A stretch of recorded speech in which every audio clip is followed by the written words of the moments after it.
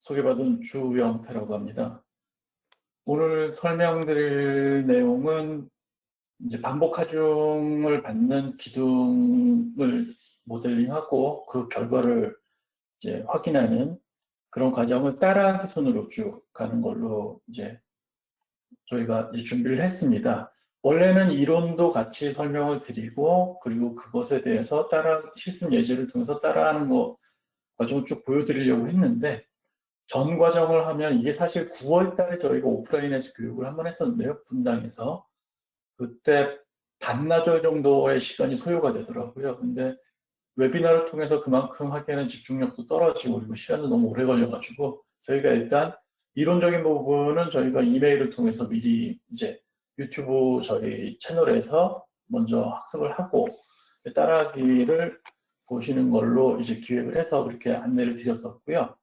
오늘도 따라하기 내용 자체가 이제 1시간 20분 동안 쭉 하기에는 이제 많기 때문에 저희가 따라하기 문서가 따로 있습니다. 요거는 이제 교육이 끝나고 저희 홈페이지를 통해서 이제 공유를 해드릴 건데요. 이 문서를 통해서 어떤 내용인지 쭉 설명을 드리고 이런 식으로 모델링이 됩니다라고 설명을 드릴 거고요. 제가 직접 해석된 결과를 이제 다이아나 프로그램을 열어서 어떤 식으로 확인을 하는지에 대해서 쭉 설명을 드리도록 하겠습니다. 오늘 웨비나는 크게 두 부분으로 나뉜다라고 보시면 될 것 같아요. RC 컬럼, 사이클릭 하중을 받는 RC 컬럼 모델링 방법을 쭉 설명을 드리고요. 좀 지루한 과정이 될 수도 있지만은 다이아나에 어떤 기능들이 숨어 있는지 잘 아실 수가 있고요. 다 끝나고 나서 결과 확인하는 과정, 이렇게 크게 두 가지로 보시면 되겠습니다.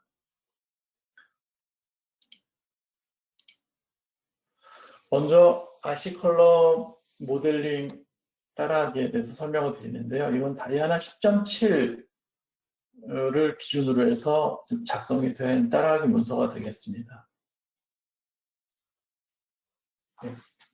소개드릴 내용은 처음에 이제 RC 기둥인데 어떤 기둥이냐, 기둥의 모델링 형상, 모델 형상에 대해 설명을 드리고요. 두 번째로 모델링하는 과정, 그리고 해석 설정이라고 있습니다. 비선형은 어떤 걸 고려하고 하중 스텝은 어떻게 줄 것이며 이런 것들을 이제 설명을 드릴 거고요. 마지막으로 아웃풋 아이템에 대해서 설명을 드리겠습니다. 잠시만요.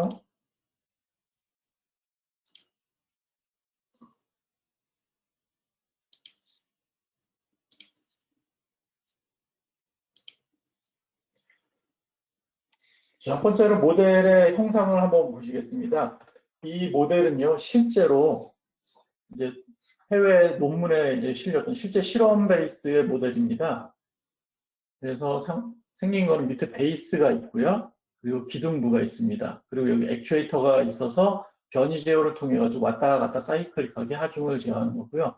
수직 방향으로도 이제 퍼머넌트 로드를 가하는 그런 형상이 실험이 되겠습니다. 그래서 특이한 점은 밑에 베이스 플레이트에다가 이쪽 하부 기초부를 갖다가 앵커로 고정을 한 거를 보실 수가 있어요. 그래서 모델링에서도 앵커를 통해 가지고 고정하는 그런 형태로 모델링을 할 것입니다. 그리고 철근 형상을 보시면요, 기초부에 이렇게 철근이 들어가고요. 그리고 기둥부에도 이런 식으로 철근이 들어가게 배근이 되어 있습니다. 그래서 요거 그대로 갖다가 모델링을 할 건데요. 보시면 아시겠지만은 형상이 두께 방향으로 대칭이기 때문에 절반을 잘라서 하프 모델링을 수행하는 걸로 계획을 했습니다. 그리고 보시면은 여기에는 이제 일반적인 내용에 대해서 쭉 들어가는데요. 뭐 여기에 서포트나 타잉이 들어가고 뭐 이런저런 것들을 사용한다고 하는데 중요한 거는 사실 재료 모델이 되겠죠. 보시면은 콘크리트 재료 모델 같은 경우 보면 압축 강도는 57.53 그리고 인장 강도라든지 이런 것들에 대해서 쭉 설명을 드리면 써 있고요. 그다음에 리인포스먼트 같은 경우는 이런 식으로 쭉 되어 있는데요. 재료 비선형 거동으로 맨해고토 핀토 모델을 사용을 했습니다. 그래서 이론 동영상을 보고 오신 분들은 아마 아실 텐데 제가 거기서도 사이클릭 하중에서 이제 철근의 정확한 거동을 이제 잘 파악할 수 있는 맨해고토 핀토 모델을 추천한다라고 말씀을 드렸었죠. 콘크리트 모델 TSCR이라고 하는데 이거 토탈 스트레인 크랙 모델입니다. 그래서 이론 모델에서도 설명을 그 동영상에서도 제가 설명을 드렸지만 다이아나가 가지고 있는 여러 가지 균열 모델 중에서 성능이 가장 합리적인 그런 모델이 토탈 스트렝스 크랙 모델이라 요거를 사용을 했습니다. 그리고 철근과 콘크리트 사이 본드 슬립도 고려를 했는데요. 본드 슬립 리인포스먼트의 물성은 다음과 같습니다.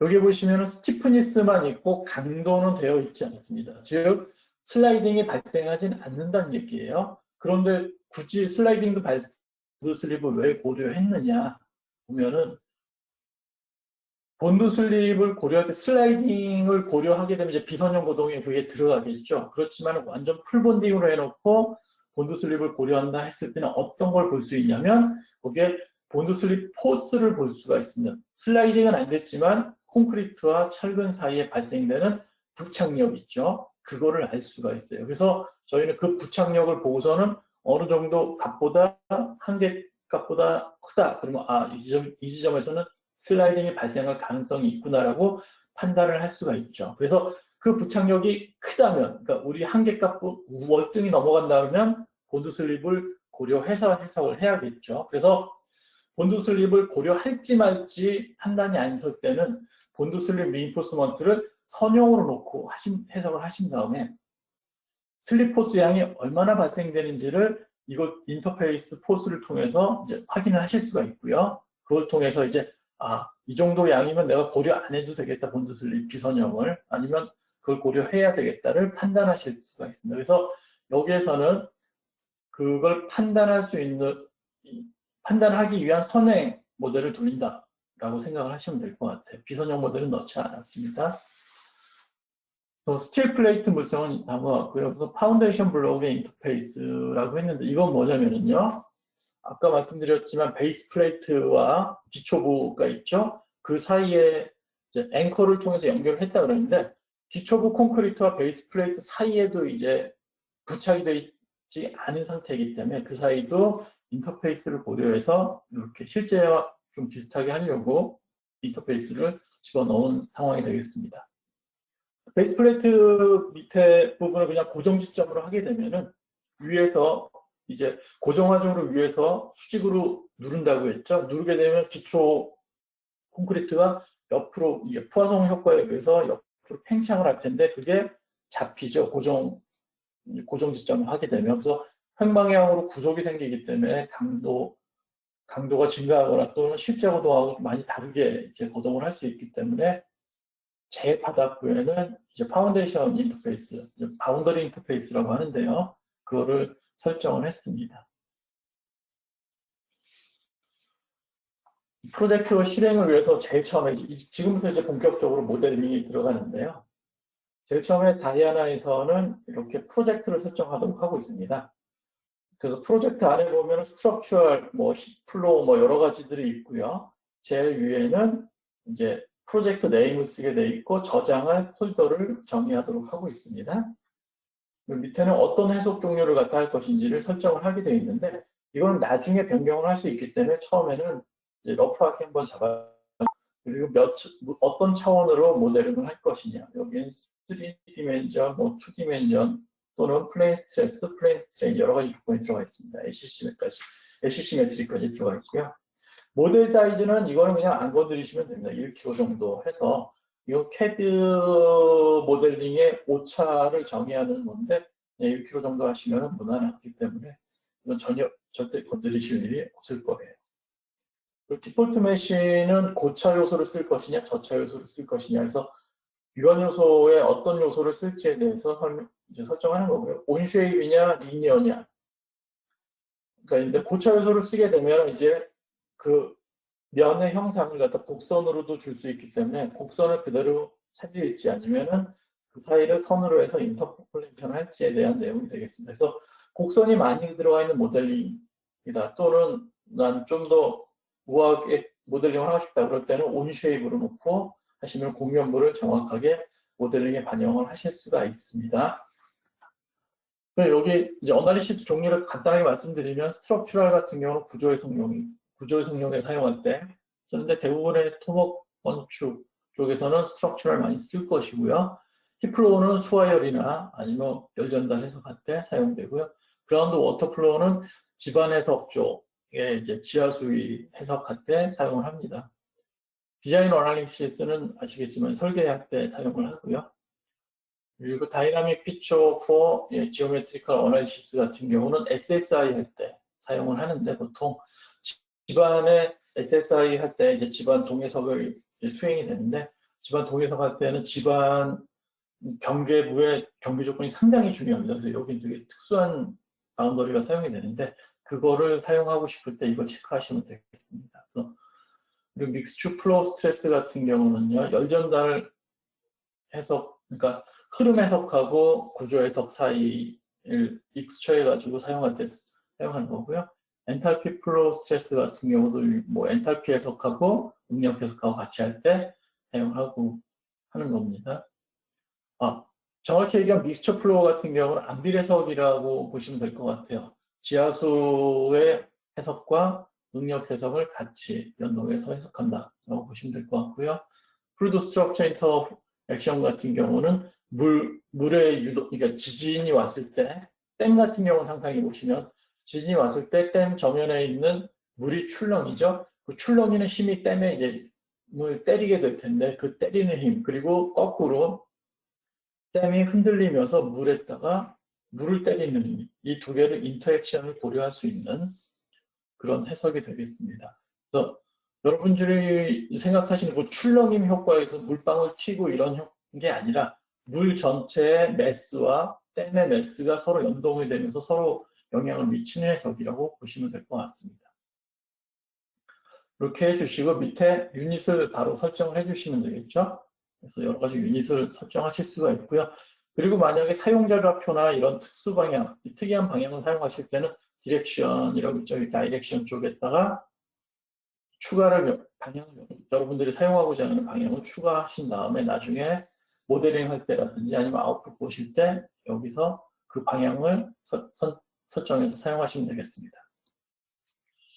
그리고 여기는 이제 블록을 만드는 건데요. 지금 이게 말로 설명드리는 거기 때문에 이런 식으로 하시면 된다라고 뭐 설명을 드릴 수밖에 없는 상황이라 설명을 드리고 나중에 파이썬 스크립트를 통해 모델을 다이아나에서 직접 보여드릴 겁니다. 그래서 결과 불러서 보는 방법까지 설명을 드릴 거예요. 그래서 보시면은 이렇게 여기서는 면을 생성한 다음에 익스트루드를 통해서 이렇게 블록 요소를 만들었는데요. 그냥 블록 요소를 갖다가 하나 생성을 하실 수도 있습니다. 마찬가지로 얘도 기둥을 하나 만들었고요. 사이즈는 뭐 여기 써 있는 대로 이렇게 똑같이 따라 하시면 되겠습니다. 전에 이제 저희가 9월 달에 이거 가지고 따라하기 해서 오프라인 교육을 했다 그랬잖아요. 그때 오신 분들을 통해서 이론 설명해드리고 이 문서를 나눠드린 다음에 저희 교육용 다이아나를 사용할 수 있게끔 해드리고 따라 하시게끔 했더니 문서를 보시면서 잘 따라 하시더라고요. 그래서 그때 질문이 생긴 것들은 저희가 그때 가서 답변을 해결을 해드리고 했었는데 마찬가지로 여러분들이 제가 이렇게 쭉 설명을 드리면 이 동영상을 보시면서 따라하기 문서 공유된 거 받으셔가지고 다이아나를 통해서 따라하시면 되고요. 만약에 다이아나가 없고 뭐 구매 준비 중이거나 아니면 어떤 건지 알아보고 싶으신 분들은 저희에게 직접 연락을 주시면은 제 이메일이나 아니면 저희 회사 홈페이지에 있는 연락처로 연락을 주시면 교육용 버전 또는 트라이얼 버전을 하나 제공을 해요. 그걸로 사용을 그러니까 기간을 쫙 정해서 사용할 수 있게끔 해드릴 수 있는데 기간 내에 그걸 테스트해 보시고 뭐 괜찮네 그러시면 이제 저희한테 다시 연락을 주시면은 저희가 거기에 대응을 해드리도록 하겠습니다. 이렇게 해서 콘크리트 블록은 뭐 기둥하고 이제 기초부는 다 생성을 했고요. 이제부터 철근을 할 텐데 기초부 철근을 선을 하나 찍 긋고 하나 복사해 가지고 하는 따라하기가 되겠습니다. 생성된 거를 또 연달아 이제 복사를 한 거고요. 그 복사되어 있는 목록이 이렇게 왼쪽에 워크트리에 다 이렇게 저장이 됩니다. 그럼 이름을 바꾸신 다음에 그 항목을 그대로 다시 복사를 하신 거예요. 하는 과정이 되겠습니다. 그리고 아래 위쪽으로 해서 이제 철근을 또 생성을 하고 쭉 복사를 한 겁니다. 그리고 또 스트럽 형태로 이렇게 생성을 하신 다음에 또 복사를 쭉 하게 되겠습니다. 그러면 이렇게 철근이 완성이 되겠죠. 이 철근 요소는 만들어 놓으면은요, 이거 인베이디드 리인포스먼트라고 해가지고 솔리드 요소에 이게 박혀 있는 걸로 해서 형상은 여러분들이 그냥 마음에 들게 아무렇게나 만들어 놓고 메싱을 하게 되면 얘가 자동적으로 얘는 철근이다라고 인식을 해서 해석에 반영을 하기 때문에 그러니까 형상을 만드는데 크게 제약이 없습니다. 곡선이라든지 뭐 여러 가지 형상을 다 고려할 수 있으니까요. 뭐 나선형이라든지 스프링 형상까지도 모델링이 가능하니까 자유롭게 모델링을 하시면 되겠습니다. 그래서 기둥부 철근 그리고 스트럭까지도 다 이렇게 모델링을 해주시면 되겠습니다. 이 간격이나 이런 것들, 이런 거 모델링 할 때 제일 중요한 거는요. 여러분들이 이걸 사용하는 거는 실험하기 전에 미리 시뮬레이션을 해보거나 또는 실험 후에 그걸 가지고 이제 재료 형상을 넣어서 해석을 수행한 다음에 이제 실험을 하지 않고 여러 가지 시뮬레이션을 통해서 예측을 하기 위해서 사용하는 목적이 주가 될 텐데요. 그럴 때 이제 실험 데이터가 있으니까 그 실험 모델이 있을 테고 그 모델을 미리 설계를 하겠죠. 그러면 철근 간격이라든지 철근 사이즈 뭐 이런 것들을 다 계획이 돼 있을 텐데 그거를 하나의 A4 용지나 이런 거 또는 엑셀에다 정리를 한번 쫙 해놓으시고 그걸 보시면서 모델링을 하시면 훨씬 빠르게 하실 수가 있어요. 저 같은 경우는 그거를 통해서 미리 만들어 놓은 거 보고 이렇게 하시면 돼요 라고 쉽게 얘기하지만 이 과정이 그렇게 만만한 과정이 아닙니다. 그래서 여러분들이 미리 계획을 그 사이즈, 치수에 대한 계획을 다 세워놓고 모델링을 하셔야지 빠르고 간편하게 하실 수 있다는 거 잘 알아두시고요. 제가 여기다 설명드리는 거는 이렇게 모델링 한 다음에 복사를 통해서 만드시고 이렇게 하면 됩니다라는 거를 알려드리는 겁니다. 쉽게 모델링하는 방법을 알려드리는 거예요. 자, 그리고 아까 스틸 플레이트라고 해서 앵커를 여기다 박는다고 그랬죠. 근데 여기서는 모델링은 실제 앵커를 여기다 넣는 게 아니라 스틸 플레이트를 여기다 만들어 놓고 스틸 플레이트 위에다가 수직 하중을 줘서 마치 앵커가 있는 것처럼 이제 거동하도록 만들 겁니다. 그래서 스틸 플레이트 생성을 해놓고요. 그래서 지금까지 다 이제 모델링은 끝난 겁니다. 형상은 다 만들어 놨다는 얘기죠. 철근 다 만들었고요. 스틸 플레이트도 만들었고 기초부와 기둥부의 콘크리트 형상도 다 만들었습니다. 이러면 모델링은 끝난 겁니다. 여기다가 이제부터 뭐 하냐면 경계 조건 입히고 하중 입히고 그리고 각 재질의 재료 물성을 갖다 입히고 그 다음에 스틸 플레이트나 철근의 단면, 스틸 플레이트의 두께 이런 기하학적인 물성도 입혀야겠죠. 그래서 다이아나에서는요, 이렇게 어떤 솔리드 요소 같은 경우는 이제 노란색으로 이렇게 해서 재료 물성을 어사인할 수 있도록 적용할 수 있도록 하고 있는데요. 그래서 콘크리트에 대해서 이렇게 두 개를 선택하게 되면은 이런 창이 뜨고요. 여기다가 어떤 요소를 사용할 것이냐. 그래서 스트럭처럴 솔리드가 디폴트로 되어 있는데 이걸 사용하시면 됩니다. 다이아나는 요소 종류만 해도 뭐 수백 개가 되기 때문에 그 중에서 뭘 쓸 거냐인데 그냥 디폴트를 모르시면 디폴트 사용하시는 게 제일 좋아요. 스트럭처럴 솔리드를 사용할 것이며 재료는 미리 정리해 놓은 콘크리트를 쓸 건데 이 콘크리트가 어떻게 정리되는지 한번 보시겠습니다. 물성은 미리 다 말씀을 드렸기 때문에 아실 거고요. 이름 설정해 주시면 되고 토탈 스트렝 크랙 모델을 갖다 쓰겠다라고 하시면 되겠죠. 그래서 클래스로는 매터리얼 클래스가 상당히 많습니다. 코드 베이스의 콘크리트 모델을 쓸 것이냐 아니면 여러분들이 직접 입력한 모델을 쓸 것이냐인데 이건 실험을 한 거기 때문에 당연히 직접 입력한 거 쓰겠죠. 설계를 하게 된다면 이제 코드상에 있는 재료 모델을 불러올 수가 있겠죠. 우리나라 국내 코드도 들어가 있기 때문에 유로 코드라든지 여러 가지 코드가 있으니까 거기서 마음에 드시면 사용하시면 되고요. 여기서 일단은 이건 실험용이기 때문에 콘크리트 메이저니라고 해가지고 이걸 클래스를 선택하시면 여러 가지 모델이 나오는데 그 중에서 토탈 스트렝 베이스 크랙 모델을 사용하시면 됩니다. 이게 가장 이제 제가 추천하는 모델이고요. 이거 쓰시면 무난하게 대부분의 것들은 다 커버할 수가 있으니까 이거를 추천드립니다. 여기 보시면 콘크리트에 메이저니 있는데 메이저니도 가능합니까? 네, 다이아나의 특성이 이게 유럽 제품이기 때문에 유럽은 메이저니 구조물이 많죠, 조족죠. 그래서 그 조족조 모델도 들어가 있고 이거를 사용해서 많이 지금 설계라든지 아니면 설계 검토를 많이 유럽에서 진행을 하고 있습니다.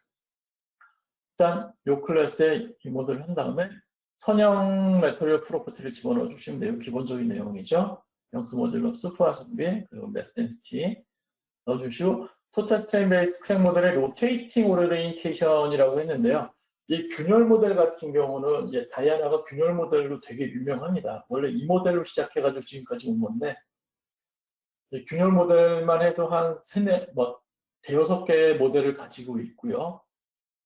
이론 동영상을 보신 분들은 아시겠지만은 여기에는 멀티다이렉tional 크랙 모델이라든지 아니면 뭐 토탈 스트레인 베이스가 있고 뭐 플라스틱 베이스의 크랙 모델까지도 다 들어가 있습니다. 그래서 여러분들이 그 중에 선택을 하게 되어 있는데 그 토탈 스트레인 크랙 모델 중에서도 로테이팅 크랙 모델과 픽스드 크랙 모델 두 가지 종류가 있다고 그랬어요. 근데 그때 제가 제일 불안한 건 모노토닉이나 사이클릭상에서 간편하게 이제 모델을 검토할 때 로테이팅 크랙 모델이 좋다라고 말씀을 드렸습니다. 그래서 여기서 로테이팅을 사용을 했고요. 텐설 비헤비어에 이런 식으로 이제 아까 테이블에서 보여드렸던 그 물성을 쭉 입력을 하시면 되겠습니다. 그리고 거기에선 JSC 텐션 스티프닝 모델을 사용을 했어요. 그 텐션 곡선에 대해서는 그 이론 동영상에서 보여드린 여러 가지 모델 중에서 저는 이걸 사용했다라고 이제 생각을 하시면 될 것 같습니다. 컴프레시브 비헤이비어에서는요, 컴프레션 커브를 마이크화 모델을 사용을 했습니다. 그래서 강도를 넣어줬고요. 마이크화 모델을 사용한 이유는 사이클링 모델 하에서는 마이크화 모델이 다이아나가 가진 있는 모델 중에서 가장 정확하게 사이클릭 거동을 묘사할 수 있기 때문에 이걸 사용을 했습니다. 그래서 SSI에서 지진동 해석을 하거나 또는 사이클릭 해석을 할 때는 이 마이크화 크랙 모델을 사용하실 것을 추천을 드립니다. 그리고 이 마이크화 모델이 좋은 게 입력항이 딱 하나, 압축 강도만 입력해주면 되기 때문에 되게 심플하죠, 모델이. 되게 간편하고 좋으니까 이걸 추천을 해드린 겁니다.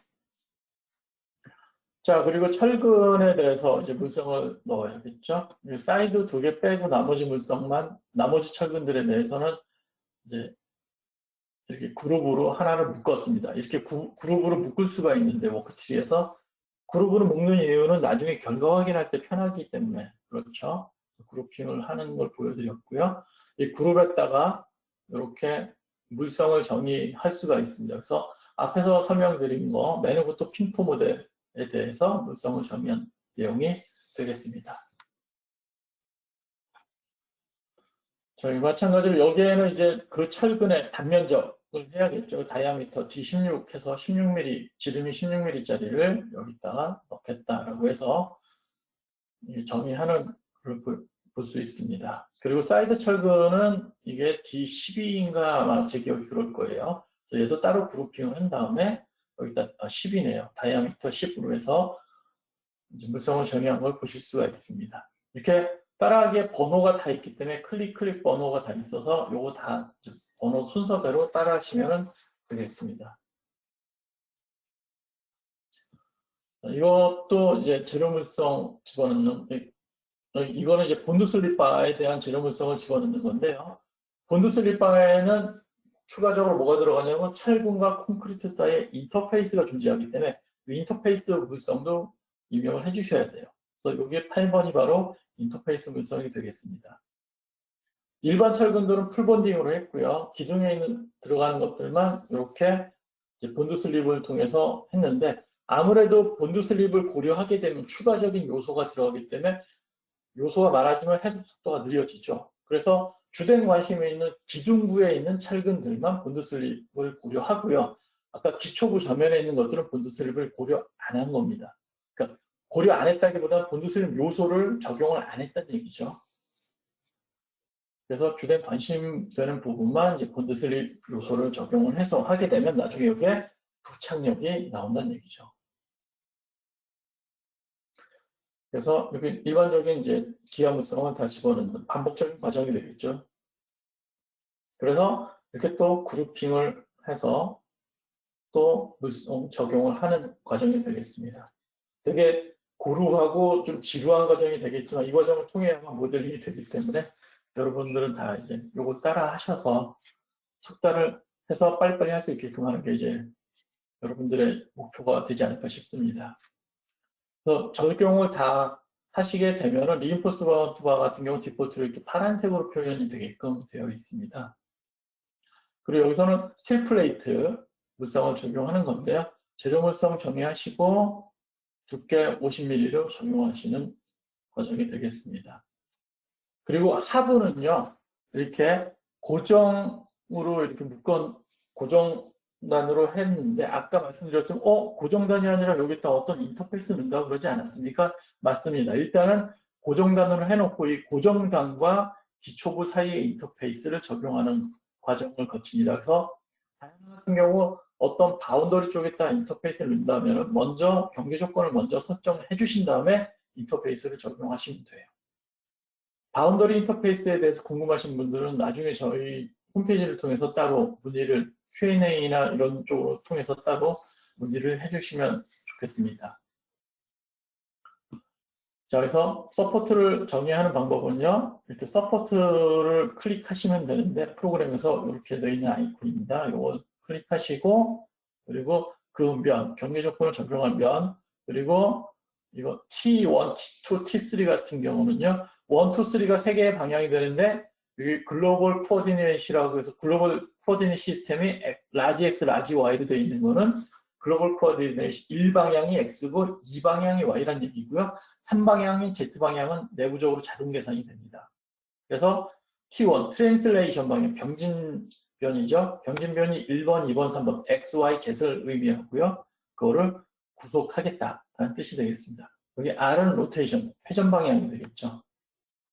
근데 만약에 여기서 코어디네이트 시스템에서 아까도 설명드렸지만 사용자 방향을 갖다 정의를 해주시면 사용자 방향 1, 사용자 방향 2를 정의해 주시면 3방향은 자동적으로 내부적으로 계산이 되고요. 그걸 통해서 T1, T2, T3는 그 사용자 방향으로 구속을 합니다. 그래서 그러니까 경계지점이라 경사지점 같은 경우는 여기서 그 사용자 방향을 먼저 정리해 놓으시고 T1, T2, T3를 그 방향으로 클릭만 해주시면 그 방향으로 자동적으로 경사지점이 정의된 면으로 그 경사지점이 정의가 되겠죠.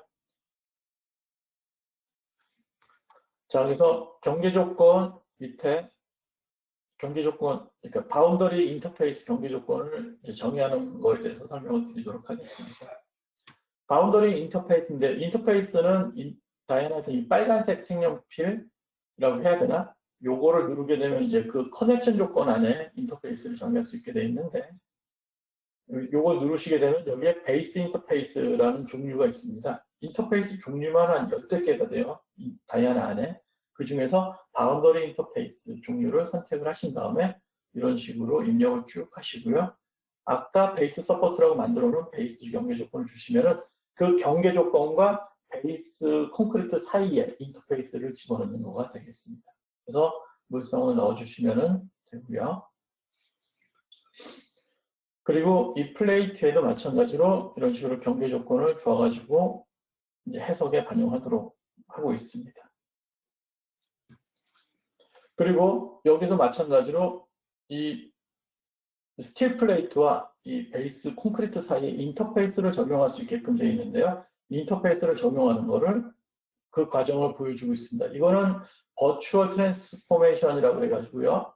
인터페이스란 한쪽 면과 다른 쪽 면을 연결하는 겁니다. 스프링으로. 면 스프링으로 연결한다 라고 보시면 되겠어요. 그래서 얘도 정확한 해석을 위해서 가운데에다가 인터페이스 요소를 넣었는데요. 그때 면과 면을 하는데 이 스틸 플레이트와 그리고 이 콘크리트 베이스가 같은 면을 가지고 있기 때문에 이쪽 면과 저쪽 면을 선택하기가 되게 어렵습니다. 이 두 개를 이렇게 떨어뜨려 놔서 두 개를 이제 스틸 면과 이 콘크리트 면을 이렇게 두 개의 면을 이제 선택을 해서 두 개를 스프링으로 연결해 이런 식으로 이제 정의를 하는 게 인터페이스인데 대부분의 프로그램들이 그런 식으로 되어 있는데 이게 붙어 있기 때문에 스틸 면인 이게 선택한 면이 스틸의 면인지 콘크리트의 면인지 알 수가 없어요. 그래서 다이아나에서는 버추얼 트랜스포메이션이라고 해서 가상으로 이게 요소를 그러니까 이동시켜 놓을 수가 있습니다. 가상으로. 실제 움직인 게 아니라 가상으로 이렇게 붕 띄워놓고 스틸면과 밑에 있는 콘크리트 베이스면을 선택할 수 있도록 해주는 기능이 있습니다. 이거를 버추얼 트랜스포메이션이라고 하는데 이게 이제 인터페이스 면할 때 되게 유용하니까 잘 알아두시길 바랍니다. 이렇게 띄워놓고 인터페이스 요소 하는데 이쪽은 볼트 플레이트의 면을 선택한 거고요. 밑에는 파운데이션 블록, 즉 기초 부면을 선택하는 거를 보여주고 있습니다. 자, 이제부터 경계 조건을 줄 건데요. 얘는 이제 두께 방향으로 이제 시메트릭한 거동을 하기 때문에 하프 모델링을 수행을 한다고 말씀을 드렸어요. 그래서 모델링 자체도 이렇게 하프만 한 거고요.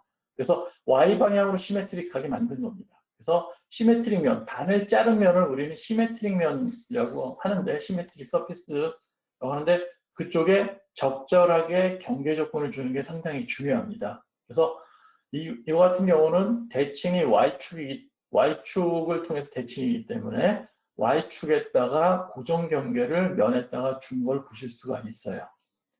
자, 대부분의 분들이 이제 질문을 많이 하시는 게 있는데, 철근을 집어넣게 되면은 철근의 이 점들도 다 경계 조건을 다 따로 줘야 되지 않느냐 하시는 분들이 있는데, 아까도 말씀드렸지만 인베이디드 트러스는 솔리드 안에 박혀 있는 형상입니다. 그래서 솔리드가 고정이 돼 있어, 그 면이 고정이 돼 있으면 그 면에 연결이 된 리인포스먼트도 고정이 됩니다. 경계 조건. 자동으로 고정이 되는 거기 때문에 여러분들은 그 리인포스먼트에 별도로 경계 조건을 주실 필요가 없어요. 그래서 그 그러니까 리인포스먼트가 속해 있는 면을 경계 조건으로 주시기만 하면 됩니다. 콘크리트 면만. 그래서 여기서는 그 콘크리트에 해당하는 면만 경계 조건 Y 방향으로 준 거를 보실 수가 있어요. 이건 시메트릭 조건의 시메트릭 Y 방향 경계 조건. 이름을 시메트릭 Y라고 해서 경계 조건을 줬고요. 베이스로. 그리고 이거는 특이하게도 이제 저희는 횡방향, X방향으로 왔다 갔다 사이클릭하게 하중을 줄 건데 변위 하중으로 왔다 갔다 컨트롤을 한다고 그랬습니다. 그래서 취성 재료인 콘크리트 같은 경우는 이렇게 그 강도를 알 수 없기 때문에 하중을 얼마나 줘야 되는지 몰라요. 그래서 만약에 하중으로 이걸 컨트롤해서 뭐 100톤 주고 200톤 주고 왔다 갔다 하게 되면은 중간에 해석이 그냥 멈춰버리는 경우가 허다합니다.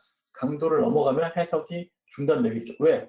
얘는 여기 100짜리 구조물인데 거기다가 200이라는 힘을 주게 되면 얘는 버틸 수 없기 때문에 해석이 안 되죠. 발산하게 됩니다. 왜? 100을 줬는데 얘는 200을 줬는데 얘는 100밖에 못 버티기 때문에 평형 상태를 못 찾아서 발산을 하게 돼요.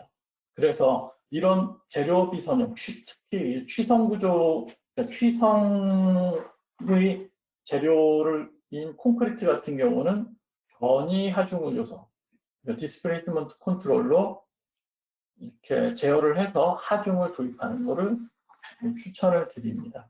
네, 변이 제어 같은 경우는 이론적으로는요, 지점 침하와 동일한 이제 과정을 거칩니다. 이론적으로 쭉 이제 유도를 할 때. 그래서 변이 제어는 지점 침하와 똑같기 때문에 변이 제어하는 점에다가 또는 면이나 선에다가 경계 조건을 주어야 돼요. 그래서 여기는 변이 제어를 할 점에다가 경계 조건을 준 것을 보실 수가 있습니다. 그래서 이름 자체도 데포메이션 서포트라고 해서 여기다가 변이를 이 점에다 줄 거야 라고 미리 계획을 한 거죠. 그래서 변이 제어할 때는 그 부분, 점이든 선이든 면에다가 이렇게 경계 조건을 주신 다음에 그 경계 조건을 이용해서 변이를 제어하시면 돼요. 경계 조건인데 움직입니까? 네, 변이 제어 자체가 그런 목적으로 만들어진 거기 때문에 경계 조건을 주고 그거를 변이로 1mm, 2mm, 3mm 이런 식으로 변이를 줘서 제어를 하는 게 되겠습니다. 그래서 근데 마이다스에 익숙하신 분들은 의아해 하실 거예요. 마이다스 이런 데서는 변이 제어를 하게 되면 그냥 거기다 하중 주면 되는데 라고 이제 생각하시는 분들인데 맞습니다. 마이다스는 내부적으로 경계 조건을 자기가 자동 생성해서 그쪽 방향으로 하중이 들어가는 방향으로 경계 조건을 자동으로 생성해서 주기 때문에 그걸 자동으로 해주는 거예요. 그렇지만 이렇게 그런 설계용 목적의 것들은 자동화된 게 되게 상당히 많습니다. 사용자 편의를 위해. 그렇지만 이런 해석용 목적의 프로그램들은 대부분 경계 조건을 줘서 하중을 도입하도록 하고 있습니다. 다이아나도 마찬가지로 번거롭지만 이렇게 변이 제어를 하는 경우 그 방향으로 경계 조건을 생성을 해주셔야 돼요. 자, 그리고 수직 방향으로 하중을 주는데 그 수직 방향 하중을 바로 도입을 하겠습니다. 그럼 보면 여기 글로벌 이제 다이아나는 두 가지 하중이 존재하는데요. 첫 번째가 글로벌 하중, 그리고 두 번째가 일반 하중이 되겠습니다.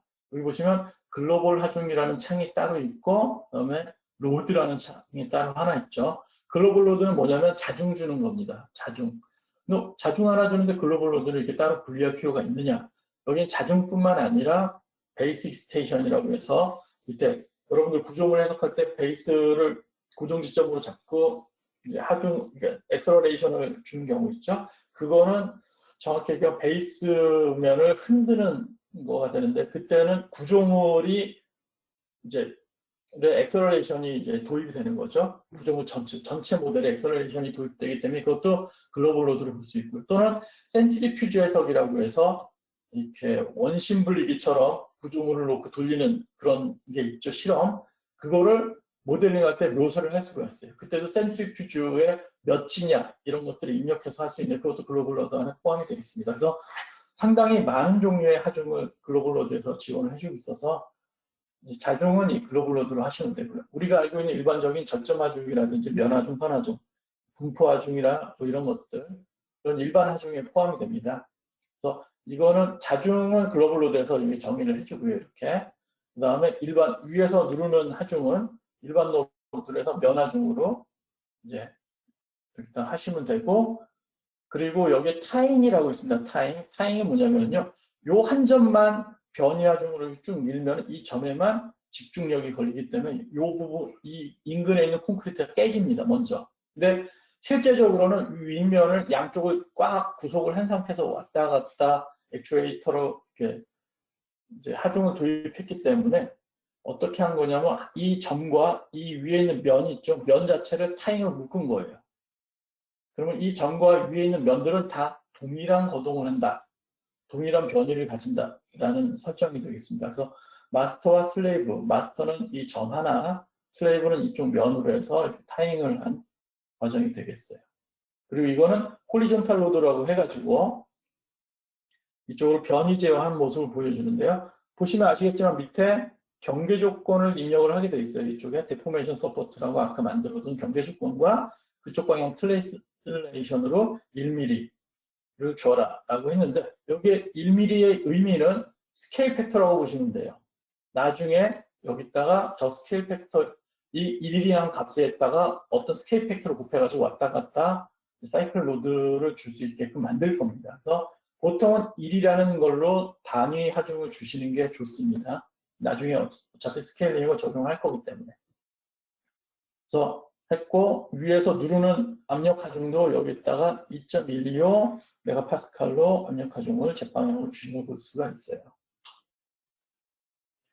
그리고 이제 경계 조건 했고 하중 다 줬으니까 메쉬를 치는 과정이 되겠죠. 메쉬 프로퍼티에서 이렇게 메쉬 칠 것들 사이즈별로 이렇게 선택을 해가지고 줄 수가 있습니다. 그래서 기둥부는 5cm의 크기로 메쉬를 치고 그 다음에 기초부는 10cm 형태로 해라 라고 하면 이렇게 최종적으로 메쉬 형상이 생성이 됩니다. 콘크리트만 하면 되고 철근이나 스틸 플레이트 안 해도 됩니까? 네, 안 해도 됩니다. 연결이 되어 있는 것들은 자동적으로 그 사이즈에 맞춰서 잘립니다. 리인포스먼트도 마찬가지로 여기 조그만 거에 보시면 이 조그만 요소 하나, 블링 요소 하나 안에 꺾여 있는 철근이 들어가 있죠. 이쪽 방향 철근 하나, 이쪽 방향 철근 하나가 두 개가 잘려가지고 저기서 자동으로 다 고려가 되게 되어 있습니다. 메쉬를 하게 되면은 이제 해석할 준비가 끝난 거죠. 여기까지를 사실은 모델링이라고 하는데요. 그 다음에 이 모델링이 끝나면은 이제 해석을 어떻게 할지, 그리고 왔다 갔다 반복하면 어떻게 줄지, 그리고 얘는 어떤 비선형 해석을 할지 이런 것들을 설정해주는 해석 설정 과정을 이제 거쳐야 되는데요. 지금부터는 그 해석 설정 과정을 설명을 드리도록 하겠습니다. 다이아나에 보면 어널리시스 탭이라고 있습니다. 프로그램 안에서 이제 그거를 선택을 하신 다음에 어널리시스 케이스를 만들어 주시고요. 이름을 런리니어로 바꿔놓고 여기다 스트럭처럴 런리니어 해석 케이스를 갖다가 집어넣습니다. 근데 여기는 해석 케이스라고는 했지만 해석 커맨드라고 부릅니다. 다이아나에서는. 근데 그 해석 커맨드 종류가 상당히 많아요. 선형에서 비선형에서 뿐만 아니라 다이나믹부터 해가지고 한 10대 종류의 것들이 들어가 있는데 그걸 여기서 하나하나 설명하게 되고 있고 그냥 여기 따라하기 목적에 맞게 비선형이니까 스트럭처럴 런리니어다. 이렇게 선택을 하신 다음에 넌리니어 이펙트는 어떤 거를 고려할지를 먼저 설정을 합니다. 이밸류에이트 모델 같은 경우는요. 여기 해석 설정이 들어가는 게 있는데 이거 그냥 디폴트로 건드리시지 않는 게 좋습니다. 상당히 되게 다이아나는 되게 섬세한 것까지 다 만질 수 있게 하기 때문에 웬만한 것들은 제가 여기서 따라하기에서 말씀드리지 않은 것들은 안 건드리시는 게 좋아요. 건드렸다가 해석 결과가 다르게 나올 수도 있기 때문에 절대 다른 것들을 만지지 마시고 여기 따라하기에 나온 것들만 만드시는 걸 추천드립니다. 넌리니어 이펙트에 보시면은요, 여기에 피지컬 넌리니어와 지오메트리컬 넌리니어 그리고 트랜지언트 이펙트라고 있습니다. 크게 이 세 가지가 중요한데요. 피지컬리 넌리니어 같은 경우는 재료비 선형을 나타내고요. 지오메트리컬 넌리니어는 기하비 선형을 나타냅니다. 그래서 두 개를 체크해 주시면 재료비 선형과 기하비 선형을 같이 고려하겠다라는 뜻이 됩니다. 그래서 이 체크 박스이기 때문에요. 둘 다 선택할 수도 있고 하나만 선택하실 수도 있어요. 기하비 선형만 할 수도 있고 재료비 선형만 할 수도 있고 또는 밑에 트랜지언트 이펙트 즉 다이나믹 해석만 별도로 딱 체크하시면 선형 다이나믹이 해석이 되겠죠. 왜? 재료비 선형은 고려 안 했으니까 기하도 안 하고. 그러면 세 개 다 체크할 수도 있습니까? 네, 맞습니다. 세 개 다 체크하시면은 재료 기하비 선형이 고려된 동해석을 수행하실 수가 있는 거죠. 그래서 다양한 이거 클릭하는 것만으로 간단하게 이것들을 고려할 수 있고요. 옆에 세팅을 누르시게 되면 그 안에서도 매우 세밀하게 또 그 해석 설정을 또 하실 수가 있어요. 그래서 댐핑이라든지 막 어떤 댐핑을 쓸 것인지 집중 질량 쓸 것인지 분포 질량 쓸 것인지 이런 것들을 이 세팅은 트랜지언트 이펙트 누르고 세팅 안에 들어가시면 다 설정을 세세하게 하실 수가 있어요. 그리고 여기서는 이제 어떤 비선형 해석을 할 것인지 이제 설정을 하시는 되고요. 그 다음에 여기다가 하중을 하나 추가를 합니다. 퍼머넌트 로드를 해서 로드 케이스는 퍼머넌트 로드 해서 로드를 크게 두 가지를 했는데 퍼머넌트 로드를 하나 했고 그게 바로 자중과 위에서 누르는 거고요. 그 다음에 횡방향 하중을 하나 만들었습니다. 아까 하중 3개를 설정했는데 자중과 위에서 누르는 압력 하중은 퍼머넌트 로드 케이스로 만들어 놓고요. 그 다음에 횡하중은 홀리전탈 로드라고 해서 따로 별도로 만들어 썼습니다. 그 과정은 아까 따라하기 문서를 보시면 이제 거기에 세밀하게 좀 나눠 놓은 걸 보실 수가 있는데 잠시만 아까로 돌아가시면 여기에 보시면 로드 케이스 같은 경우 여기에 로드 케이스에 퍼머넌트 로드 해서 자중을 넣었고요. 그리고 압력 하중 같은 경우도 로드 케이스에 퍼머넌트 로드라고 해서 여기다가 노멀 포스를 갖다가 만들어 놨습니다. 그리고 횡하중은요, 홀리전털 로드라고 로드 케이스를 별도로 만드신 다음에 여기다가 입력을 한 겁니다. 타잉은 그냥 타잉으로 묶인 거고요. 자, 여기서 로드 케이스가 앞에서 2개가 만들어졌기 때문에 첫 번째는 수직으로 자중과 수직 하중을 도입을 하고요. 도입 후에 이제 횡으로 이제 하중을 주겠죠. 여기에는 이제 수직 하중하고 자중을 도입하는 단계가 되겠습니다. 그래서 여기에 퍼머넌트 로드를 이렇게 하나 만들어 놓고 거기다가 적용을 합니다. 여기 보시면은 이게 이름이 퍼머넌트 로드로 되어 있지만 처음에는 사실은 익스큐트 블록이라고 되어 있어요. 이렇게 이거를 이름을 변경한 건데 이 익스큐트 블록 하나가 하중 하나라고 보시면 되겠습니다. 익스큐트 블록 하나가 로드 케이스 하나다. 그래서 익스큐트 블록 안에 보시면은 로드 스텝에서 여기 로드 케이스를 선택할 수 있게 되어 있습니다. 로드 셋. 그래서 이걸 했고요. 동일한 모델의 경우는 하중이 방향이 바뀌더라도 로드를 계속 추가해서 할 수가 있습니다. 다이아나 같은 경우는. 그래서 이거는 동일한 모델에다가 동일한 모델이란 요소 번호가 바뀌거나 요소 개수가 바뀌거나 아니면 절정 개수가 바뀌거나 이런 것들은 동일한 모델이 아니죠. 동일한 모델이란 절정과 개수와 절정 번호 동일하고 요소 개수와 요소 번호도 동일한, 그리고 재료물성이나 이런 것들도 다 동일한 모델을 동일하다라고 이제 가정을 했을 때 하중 방향만 바뀌는 경우는 하나의 해석 케이스 안에서 하중을 계속 추가적으로 하면서 바뀐 하중들을 순차적으로 주실 수가 있어요. 다이애나는. 근데 만약에 모델이 바뀌었다. 즉 로딩 플레이트가 추가된다. 그럼 요소가 추가되는 거죠. 또는 경계 조건이 바뀌었다. 이런 경우는 그때는 시공 단계로 분리해서 별도로 모델링을 하셔야 돼요. 해석을 정의하실 때. 그래서 이거는 이제 팁입니다. 팁. 그래서 요소 개수가 바뀌거나 경계 조건이 바뀌는 경우는 반드시 시공 단계 해석을 하셔야 되고, 하중만 바뀌는 경우, 모델은 그대로 있고 하중만 바뀌는 경우는 순차적으로 하중이 실제로 재하되는 그 순차적으로 해서 순서대로 하중을 정의해 주시면 되겠어요. 그래서 여기는 자중과 수직 하중이 먼저 들어가니까 퍼머넌트 로드를 정해 주시고요.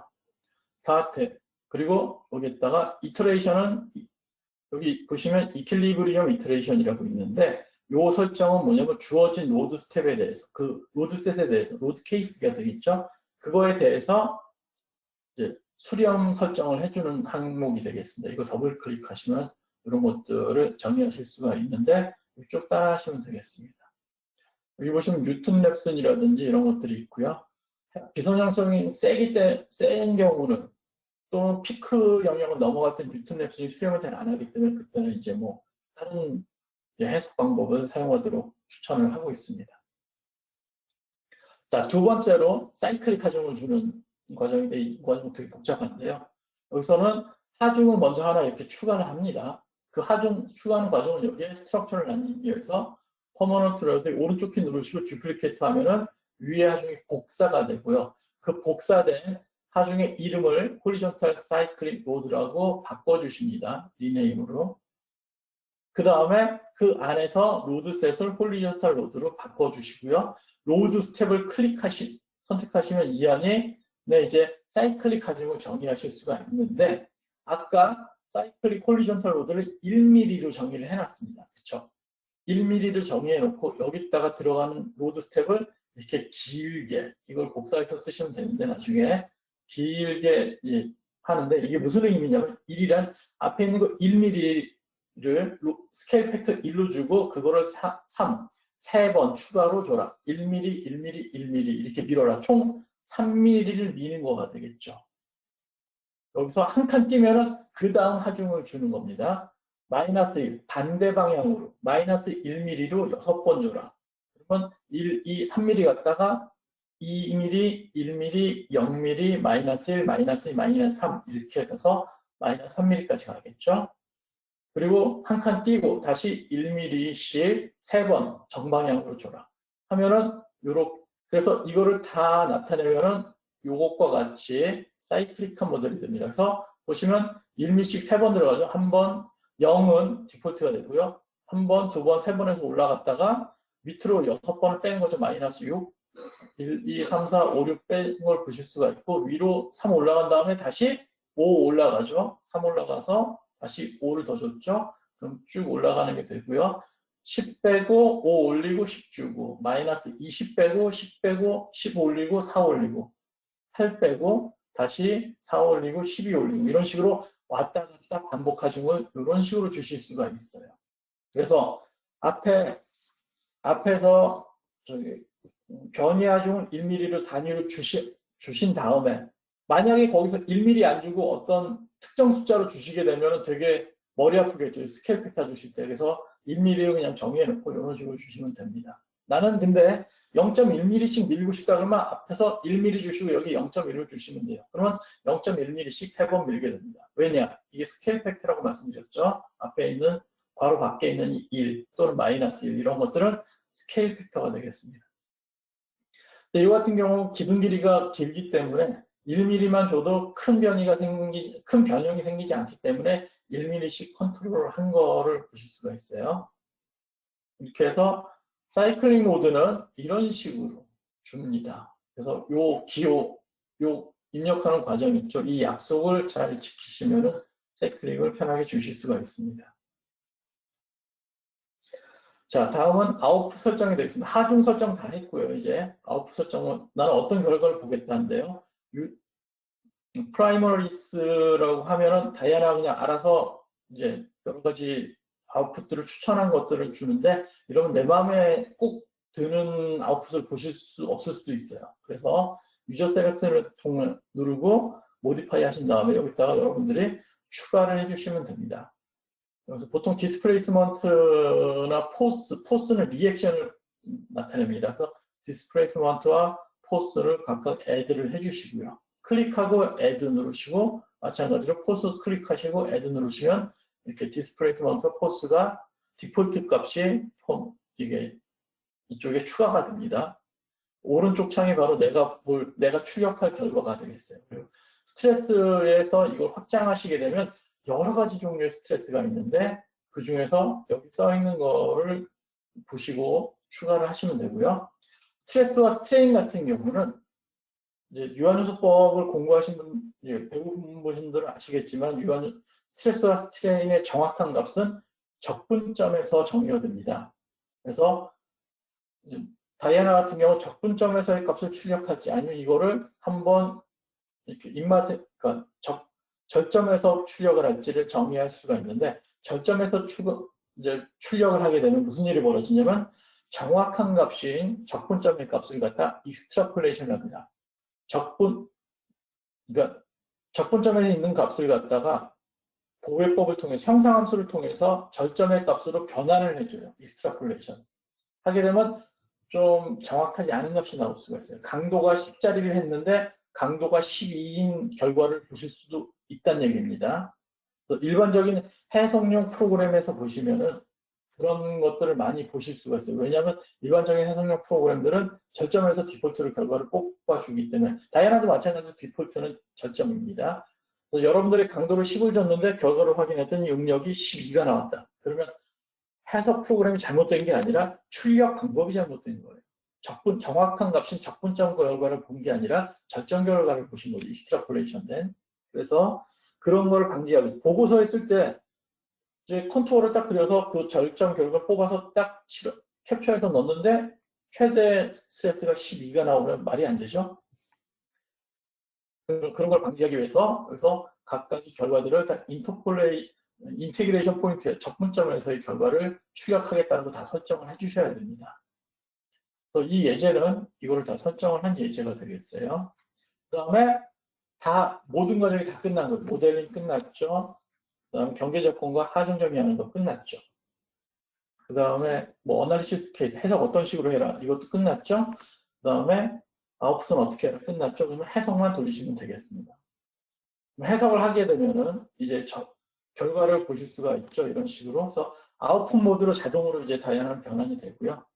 아웃풋 모드에서 이렇게 노달 결과를 볼지, 엘리멘트 결과를 볼지, 리인포스먼트 결과를 볼지 크게 세 가지 카테고리로 나누어집니다. 절정 결과에는 리액션하고 변이가 있고요.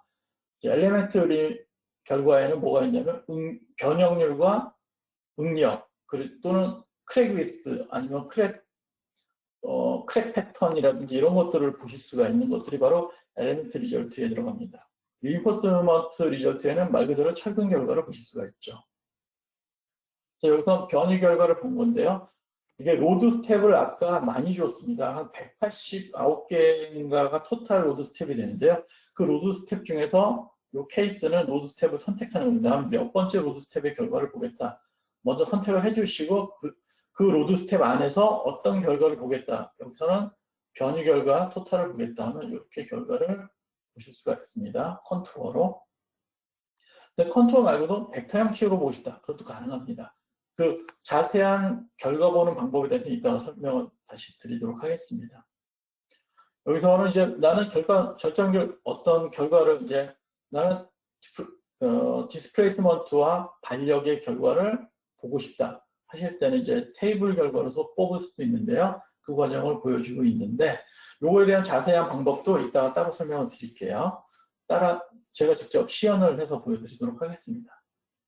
그리고 나온 결과 이거는요. 다이아나 결과와 실제 아까 이게 논문에 있는 모델이라고 그랬죠. 그 논문에서 실험 결과랑 다이아나 해석 결과를 비교해 놓은 겁니다. 그래서 다이아나는 전체 루프를 다 해석을 하진 않았고 앞에 조그마한 루프만 해석을 했는데 두 개를 비교해 보면 상당히 비슷하게 나온 거를 확인하실 수가 있습니다. 자, 그리고 이거는요, 로드 스텝의 몇 번째에서 어떤 결과를 볼지에 대한 내용입니다. 16번, 여기서는 크랙 패턴을 볼 건데요. 크랙 패턴 로드 스텝 16번째랑 26번째, 그리고 151번째와 181번째를 보겠다라고 했는데, 왜 여기를 봅니까? 이거는요, 논문에 실렸기 때문에 보는 거예요. 그럼 여러분들은, 나는 다른 거 보려면 여러분들은 다른 곳을 보시면 됩니다. 그래서 실험을 하셨을 때 초기 균열이 나는 하중을 보신 다음에 변이나 또는 하중을 보신 다음에 거기에 해당하는 스텝을 찾아서 그때 패턴을 보셔서 해석한 것과 실제 실험에 나온 패턴이 비슷하구나. 이걸 검토만 해보시면 되는 거예요. 여러분들은. 그래서 여러분들은 여러분 나름대로의 로드 스텝을 찾으셔서 보시면 됩니다. 실험할 때 보통 몇 톤을 줬을 때 그견에 갖다는 가서 펜으로 갖다가 그린 다음에 거기다 몇 톤 이렇게 적어 놓죠. 그것들을 이제 쭉쭉 그리는 게 일이잖아요, 사실. 그래서 그런 것들을 보시고 나중에 해석 결과랑 그거를 사진 찍어 놓은 거랑 해서 비교를 하시면 되겠습니다. 여기서는 크레기스, 아까 결과의 크레기스를 갖다가 추가를 했었는데요. 그래서 16번째에서 크레기스인데, 크레기스는요, E1, E2, E3에서 중력 방향 3개를 보시면 됩니다. 글로벌 방향으로 보시는 것도 있는데, 출력은 했지만 이건 쓰실 필요가 없어요. 왜? 균열은 중력 방향으로 납니다. 최대 주인장 방향으로 해서 균열이 발생하기 때문에 ECW1 방향이 되겠죠. 예? 이쪽을 통해서 클릭하시고 보시면은 이렇게 보실 수가 있어요. 그래서 이쪽으로 눌렀을 때 이쪽 방향으로 빨간색이 균열이 간 걸 보실 수가 있고요. 이건 균열 폭이기 때문에 색깔이 진한 것일수록 많이 균열이 열려있다. 균열이 많이 갔다라고 생각을 하시면 되겠습니다. 이건 26번째 로드 스텝, 그리고 151번째, 181번째에서 균열이 아까 초기보다 훨씬 균열이 많이 진전된 것을 보실 수가 있어요. 그러면 균열이 쭉 갔을 때 그 선 따라가는 거 형상을 보는 그런 것들은 없습니까? 있습니다. 그렇지만 여기 따라가긴 없고 이따 제가 시연할 때 한번 보여드리도록 할게요. 자, 이거는 리인포스먼트의 스트레스를 본 겁니다. 그래서 이 로드 스텝 151과 182에서 확인을 하는 예제인데요. 이것도 마찬가지로 여러분들 하실 때 리인포스먼트 이렇게 갈아가지고 거기다 스트레인 게이지 붙이죠. 그래서 타설하기 전에 붙여놓고 타설을 한 다음에 그걸 이제 읽겠죠. 운 나쁘면 이제 죽을 수도 있는데 운 좋으면 이제 읽히겠죠. 그 읽힌 결과랑 이제 이거랑 비교하고 싶을 때 이렇게 해석 결과에 몇 번째 거를 보겠다 해서 비교하실 수가 있겠습니다. 그래서 152번째 로드 스텝에서의 응력을 보신 거고요. 이렇게 또 마찬가지로 182번째 로드 스텝에서의 최근의 응력을 보여주고 있습니다. 이렇게 해서 이제 PPT를 통해서 따라하기 한 거 쭉 보여드렸는데 말로만 듣다 보니까 되게 지루하셨을 거예요. 그래서 이 문서는 공유해 드릴 테니까 다이아나를 가지고 계신 분들은 이 문서를 보시면서 따라하시고 질문 있으면 저희 홈페이지에 Q&A 올려주시고요.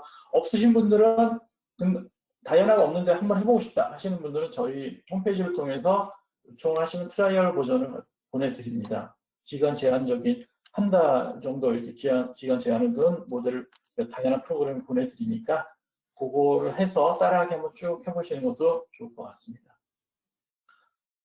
요거는 이 따라하기에 이제 사용된 논문 레퍼런스를 갖다가 써놓은 겁니다. 관심 있으신 분들은 이거 찾아가지고 한번 비교를 해보시는 것도 좋을 것 같습니다. 지금부터는 뭐를 알려드릴 거냐면요. 다이아나 모델링 있지 않습니까? 그걸 하나하나 하는 게 아니라 그 지루한 과정이 되겠죠.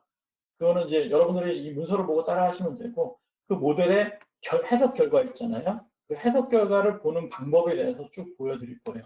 다이아나 해석 결과를 보는 그 다양한 옵션들이 있는데 대부분의 분들이 이걸 다 활용을 못 하시고 계셔가지고 여기에서는 그거를 소개하는 거를 보여드리도록 하겠습니다. 먼저 다이아나 열어가지고요. 모델링을 하지 않고 다이아나에서는 이제 파이썬 스크립트라는 기능을 이게 제공을 해드리고 있어요. 그 다이아나에서는 그 파이썬 스크립트로 저장된 거를 불러오면은 그 모델링이 자동으로 됩니다. 그럼 거꾸로 파이썬 스크립트를 좀 조작을 하면 모델링이 바뀌나요? 맞습니다. 즉 모델링 자동화를 구현하실 수가 있어요. 코딩을 통해서, 파이썬 코딩을 통해서. 그거는 저희 1월 중순에 교육에 이제 그거를 다루기로 했으니까 관심 있는 분들은 1월 중순에 교육에 참여를 하셔서 다양을 통해서 그걸 어떻게 하는지 이제 확인을 배우시면 되겠습니다. 여기서는 이제 파이썬 스크립트를 불러와서 모델링, 이미 제가 만들어 놓은 모델링을 할 건데, 파이썬 스크립트 같은 경우는 이제 코드로 되어 있으니까 복잡하지 않습니다. 그런데 1월 중순에도 말씀드리겠지만 그렇게 어렵진 않아요. 한번 해보시면 어렵지 않기 때문에 잘 따라 하실 수 있을 거라 확신을 합니다. 먼저 파이썬 스크립트로 제가 만들어 놓은 게 있는데요. 그걸 한번 보여드리면은 이렇게 메모장을 열어가지고 보실 수가 있고요. 되게 복잡하게 되어 있지만 이거를 하나하나 여러분들 다 타이핑하실 필요 없어요. 그 이유도 1월 중순에 말씀을 드릴 거예요. 그래서 모델이 특정 폴더, 디폴트 폴더에 RC 컬럼이라는 폴더에다가 RC 컬럼이라는 이름으로 모델을 만들게 되어 있는데 이거 조금 바꿔보겠습니다. 그래서 이쪽 폴더에다가 이 드라이브의 웨비나 폴더에다가 저 모델을 바꿀 건데 파이썬은 역슬래시가 아니라 슬래시로 폴더 구분을 하기 때문에 이렇게 돼 있어요. 이렇게 저장을 한 다음에 이 파이썬 파일을 불러서 해석을 자동으로 모델링을 해보도록 하겠습니다.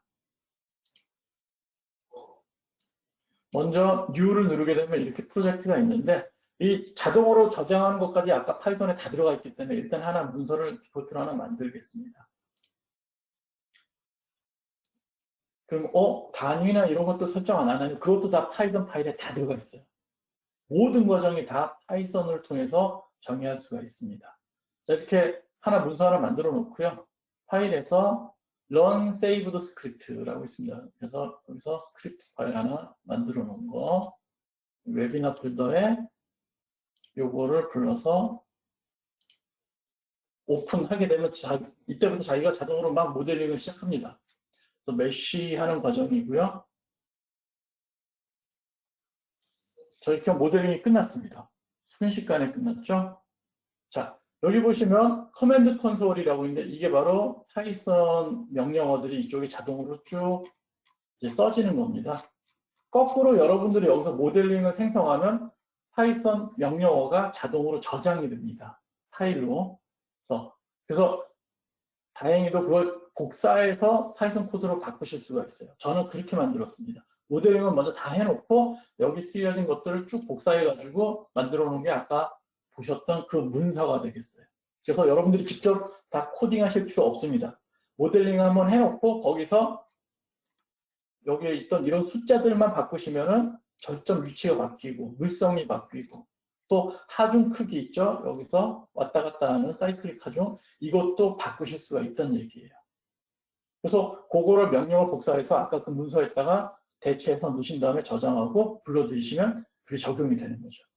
그래서 매우 간단하니까 1월 중순에 들어오시면 매우 재미있는 흥미진진한 파이썬 스크립트 모델링을 보실 수가 있습니다. 자, 이렇게 해서 돼 있고요. 그럼 여기서 이제 해석 과정이나 돌아가는 것까지 다 파이썬 스크립트 명령으로 할 수 있지만 너무 오래 걸리기 때문에 제가 미리 돌려놨습니다. 돌려놓은 걸 가지고 그 결과 파일을 저장해 놨으니까 불러서 쓸 수가 있어요. 그래서 자, 여기 보시면은 다이안에서 지오메트리에서 모델링하고 메싱을 하게 되면 여기 기록이 되고요. 여기서는 해석 설정, 아까 전에 뭐 기하비 선형이다, 재료비 선형이다, 그 해석 설정은 이쪽 창에서 하실 수가 있습니다. 여기서 다 한 거고요. 그리고 결과 보기는 여기서 하실 수가 있는데 돌려놓은 해석 결과가 없기 때문에 아무것도 안 떠 있죠. 그래서 여기서 리저트 바로 밑에 보면 로드 or 언로드 리저트 파일스라고 있습니다. 이걸 클릭하신 다음에 로드 리저트를 부를 건데요. 아까 전에 제가 돌려놓은 게 있습니다. 그래서 이걸 오픈 하면은 불러오죠. 다 불러오면 이렇게 뭔가 생겼죠. 이렇게 로드 스텝도 생기고 뭐 아웃풋이라고 뭐 생겼습니다. 이러면 잘 정상적으로 불러진 거니까요. 클로즈를 하겠습니다. 자, 불러오실 때 중요한 건 뭐냐면 현재 결과에는 어떤 절점에 X방향 변이, Y방향 변이, Z방향 변이가 얼마다 이런 것들이 파일에 써져 있겠죠. 즉 어떤 절점 번호와 변이가 써 있겠죠. 즉 제가 만들어 놓은 이 모델과 여러분들이 저장해 놓은 모델, 저장 해석 결과에는 절점 번호 있죠. 요소 번호라든지 그런 것들이 완벽하게 일치가 돼야 돼요. 만약에 모델을 여러분들이 좀 수정해 놓고 여기서 결과를 부르게 되면은 결과 파일이 이상하게 불러집니다. 안 불러지거나 뭐 절정 개수가 다르거나 요소 개수가 다르거나 이래서 불러질 수가 없어요. 그거는 조심을 하셔야 됩니다. 자, 이렇게 해서 그런데 먼저 간단하게 처음에는 퍼머넌트 로드라고 여기 로드 케이스가 적혀 있죠. 그래서 퍼머넌트 보시면 퍼머넌트 로드가 첫 번째고요. 호리존탈 로드 스텝으로 해서 쭉 가면 189개가 197개네요. 197개의 로드 케이스가 쭉 적혀져 있습니다. 여기서 간단하게 보시면은요. 디스플레이스먼트 누르고 XY 적방향 트랜슬레이션 변이만 보겠다. 이렇게 보실 수가 있는데 컨투어만 보니까 뭐 안 이쁘죠? 그럼 난 변형 형상을 보고 싶다. 그러면 여기에 있는 리저트에 있는 이 아이콘들을 잘 봐주시기 바랍니다. 첫 번째는요. 얘는 스케일링된 디폼드 쉐입을 그려줍니다. 그리고 두 번째는요. 그냥 실제 실스케일의 변이를 변형 형상을 보여주고요. 이걸 다 끄시면 그냥 언디폼드 쉐입을 보시는 거예요. 그래서 두 개를 왔다 갔다 선택을 하실 수가 있어요. 스케일링 된 거냐, 아니면 실제 변이 크기를 그대로 반영된 디폼드를 그려줄 것이냐. 그 다음에 이거는요, 피처 엣지라든지 아니면 프리페이스에 있는 이런 메쉬 형상을 보여주는 게 되겠습니다. 그래서 그리고 이거는 피처 엣지, 테두리에 있는 것들 또는 철근의 모양만 이렇게 대략적으로 선을 보여주는 거예요. 그래서 이걸 끄시면 아무것도 안 보이죠? 그렇지만 이걸 켜시면 테두리 영상만 보실 수가 있어요. 단 언디폼드가 그려지겠죠. 디폼드네요. 참. 요거 디폼드를 해놓고 요거 누르시게 되면 디폼드에 대한 피처 엣지가 그려지고요. 그리고 얘는 프리페이스. 근데 언디폼드의 프리페이스랑 디폼드 프리페이스랑 같이 하고 싶다. 그러면 이렇게 클릭해 보시면 언디폼드와 디폼드를 같이 보실 수가 있고. 그래서 첫 번째 건 뭐다? 디폼드의 프리페이스 엣지고요.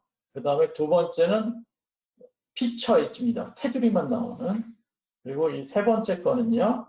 언디폼드의 프리페이스 엣지. 그리고 네 번째 거는 언디폼드의 피처 엣지가 되겠습니다. 이렇게 언디폼드의 테두리만 나오겠죠. 그래서 여러분들이 보고서에 실을 때 두 개, 언디폼드와 디폼드 형상을 비교하고 싶을 때 적절하게 선택을 해서 이제 언디폼드와 디폼드를 여러분들이 두 개를 이렇게 겹쳐서 선택을 하실 수가 있기 때문에 적절히 이쁜 거를 선택해서 하시면 되겠습니다. 이 버튼들이 있고 마지막에 플레이 버튼처럼 생긴 게 있는데 이건 동영상 애니메이션 만들 때 사용합니다. 이거 클릭해 보시면 요 밑에 요 바가 하나 생성이 되는 걸 보실 수가 있어요. 여기서도 싱글 리저트는 현재 결과에 대해서만 보여주고요. 이거를 리저트 케이스라고 하면 전체 영상, 처음에 하중 준 거부터 그러니까 로드 스텝에 대해서 전체적으로 변형이 쭉 어떻게 변해가는지에 대해서 보여주는 게 되겠습니다. 동영상이. 그래서 리저트 케이스로 놓고 클릭해 보면은 왔다 갔다 하는 거를 확인을 하실 수가 있어요. 애니메이션으로. 그래서 이거 스텝이라든지 이런 자세한 것들은 이걸 클릭하시면 설정을 들어가실 수가 있고 오른쪽 거는 이 애니메이션을 동영상을 저장을 하실 수가 있습니다. 그래서 이거를 눌러보시면 이렇게 어떤 식으로 몇 프레임으로 저장할지까지도 이쪽에서 다 설정을 하실 수가 있어요. 이거 눌러보시면 여기다가 뺄 로드 스텝 셀렉트 해가지고 이제 저걸 하실 수도 있으니까 뭐 자세한 내용은 여러분들이 보고 이것저것 눌러보시면 쉽게 아실 수 있는 편한 기능이 되겠습니다. 자, 이렇게 해서 이제 하중을 볼 수 있는 것들이 있는데 여기서는 변이가 있고요. 여기서는 리액션을 보실 수가 있어요. 리액션인데 컨투어로 보니까 잘 안 보이네요. 그러면 오른쪽 키 누르시면 이제 볼 수 있는 형태를 보실 수가 있어요. 벡터 형태로 볼 수 있고 컨투어 형태, 라인 다이어그램. 라인 다이어그램 주로 어떨 때 쓸까요? 보요소의 모멘트도라든지 전단력도 볼 때 쓰는 겁니다. 근데 여기는 보요소가 없기 때문에 눌러도 아무런 결과가 안 보이겠죠? 여기서는 컨투어가 아니라 벡터 형태를 보겠다. 그러면 여기 리액션이 이렇게 있는 걸 보실 수가 있어요. 그래서 왜 리액션 여기만 있습니까? 왜냐면 여기가 제일 크고요. 바닥부에 보시면 조그마한 화살표들이 있는 걸 보실 수가 있습니다. X방향, Y방향, Z방향 이렇게 해서 이렇게 벡터 형태로 보고 싶을 때, 즉 결과 종류에 따라서 벡터로 볼지 컨투어로 볼지를 정의할 수가 있다는 얘기입니다. 그러면 디스플레이스먼트도 벡터로 볼 수 있나요? 네, 이렇게 벡터 형태로도 보실 수가 있어요. 근데 보통은 디스플레이스먼트 같은 경우 컨투어 형태로 많이 보니까 이렇게 하실 수가 있습니다. 그리고 스트레인, 여기는 토탈 스트레인에 대해서 보실 수가 있고요. 얘는 프린시펄, 그러니까 주방향으로, 주응력 방향으로 보실 수가 있고요. 인터페이스에는 렐러티브 디스플레이스먼트라고 있는데, 그건 뭐냐면 본드 슬립이 있죠. 그거를 우리는 렐러티브 디스플레이스먼트라고 합니다. 근데 인터페이스 요소도 사용했기 때문에 그 인터페이스 요소가 사용된 곳에 렐러티브 디스플레이스먼트를 이렇게 보실 수가 있어요. 그러면 최근에 본드 슬립을 고려했는데 본드 슬립에 대한 렐러티브 디스플레이스먼트는 안 나옵니까? 그것도 나옵니다. 그거는 리인포스먼트 리저트에 있고요. 여기서 리인포스먼트의 인터페이스의 렐러티브 디스플레이스먼트라고 별도로 있죠. 여기서 이제 확인하실 수가 있어요. 노멀 방향, 슬라이딩 방향. 그래서 슬립이 이 정도가 발생을 했네요. 근데 이거는 선형 탄성 슬립이기 때문에 이거는 중요치가 않고 거기에서 나온 트랙션이 뭐냐면 본딩 포스입니다. 거기서 나온 본딩 포스가 중요하겠죠. 그래서 이게 바로 슬라이딩 포스가 전단 방향이 바로 뽑히는 방향이 되고요. 노멀 NT 같은 경우는 스트레스 트랙션이고 N은 노멀 방향입니다. 그래서 하나의 선 요소에는 두 개의 노멀 방향과 하나의 전단 방향이 생기는데 슬라이딩 방향, 이게 바로 슬라이딩 포스가 되겠어요. 그래서 여기 있는 철근들에는 이 방향으로 이러한 슬라이딩 포스, 본드 슬립 포스가 생기는구나 라는 것을 아실 수가 있다는 얘기예요. 그래서 아까 본드 슬립을 선형으로 고려하는 거에 대해서 별 의미가 없을 것 같다라고 생각하실 수 있지만 이런 식으로 본딩 포스를 고려할 수 있고, 만약에 내가 생각하는 한 개 본딩 포스가 9였다. 그러면 얘가 9를 살짝 넘어가네. 그러면 이걸 굳이 비선형까지 고려를 해야 할 필요가 있을까? 라는 고민이 생길 수가 있고요. 여러분들이 그건 판단을 하셔야겠죠. 비선형을 그러니까 본딩 슬라이딩에 대해서, 본드 슬립에 대해서 여러분들이 비선형 거동을 고려할지 말지를 판단을 하셔서 적용해서 다시 한번 해석을 하셔야겠죠. 그런 것도 판단하기 위해서 이제 선형적으로 본드 슬립 모델을 집어넣었었다. 인터페이스 요소를 그렇게 설명을 드릴 수가 있을 것 같습니다. 자, 이렇게 해서 결과는 뭐 이런 방식으로 보실 수가 있는데, 추가적으로 설명드릴 거는 뭐냐면요. 이게 뷰 세팅이라고 있어요. 뷰 세팅. 그거를 통해서 결과를 좀 더 맛깔스럽게 볼 수가 있고 좀 더 자세하게끔 보고서 쓸 때 이쁘게 꾸릴 수가 있다는 거예요. 결과를. 지금부터는 그걸 설명드리도록 하겠습니다. 먼저 뷰 세팅은 여기서 설정을 하실 수가 있고요. 뷰 세팅. 그래서 요거는 만들어 놓은 뷰 세팅 또는 요거는 만들어진 거를 복사하거나 삭제하거나 또는 새로 만들거나 이런 것들이 있고요. 왼쪽에 이거는 만들어진 뷰 세팅에서 어떤 세팅을 사용할 것인지가 되겠습니다. 그래서 뷰 세팅이 뭔지는 좀 이따가 보시면 되고요. 여기에 V 표시가 되어 있는 거 있죠. 이게 중요합니다. 이게 뷰 세팅을 보는 건데, 만약에 이제 여기서 제가 어떤 요소를 선택을 하게 되면 이 프로퍼티 윈도우라고 오른쪽에 있는데요. 이 프로퍼티 윈도우에는 제가 선택한 거에 대한 정보가 나옵니다. 지금 저는 메시셋으로 컬럼을 눌렀더니 컬럼에는 480개의 요소가 있고 메테리얼은 콘크리트고요. 이름은 컬럼이구나 라는 걸 아실 수가 있죠. 이렇게 된 상태에서 뷰 세팅을 딱 누르시게 되면 이런 게 뜹니다. 이게 뭐냐면요. 설명을 드릴게요. 첫 번째 커먼 있고요. 지오메트리 있고 메쉬가 있고 리저트가 애니메이션인데 각각의 여러분들이 눈으로 보는 거에 대한 모든 세팅이 이 안에 들어가 있어요. 자, 커먼을 열어보시면 뷰포인트에 대한 내용이 있습니다. 뷰포인트를 여러분들이 추가를 여러 개 하셔가지고 뷰포인트는 뭐냐면 지금 보고 있는 카메라 각도가 되겠습니다. 이거는 하나의 카메라 각도고 이렇게 했을 때도 하나의 카메라 각도가 되고 이렇게 있는 것도 하나의 카메라 각도가 되겠죠. 이 카메라의 방향을 저장을 해 놓으실 수가 있다는 얘기예요. 애들을 통해서 이거 저장을 하실 수가 있습니다. 워크플레인이라고 있는데 이건 잘 안 쓰니까 넘어가도록 하고요. 쭉 보시면 여기서 로드라든지 서포트가 있는데 하중 색깔이라든지 하중의 그 멀티플라이어 크기라든지 디폴트로 쓰는 거 그런 것들 여기다 다 정의하실 수가 있어요. 그래서 로테이션은 주황색, 트랜스레이션 서포트는 빨간색인데 이 색깔도 여러분들이 입맛에 바꾸실 수가 있다는 얘기입니다. 여기서. 그 바운더리 컨디션도 색깔은 여기서 다 바꾸실 수가 있고요.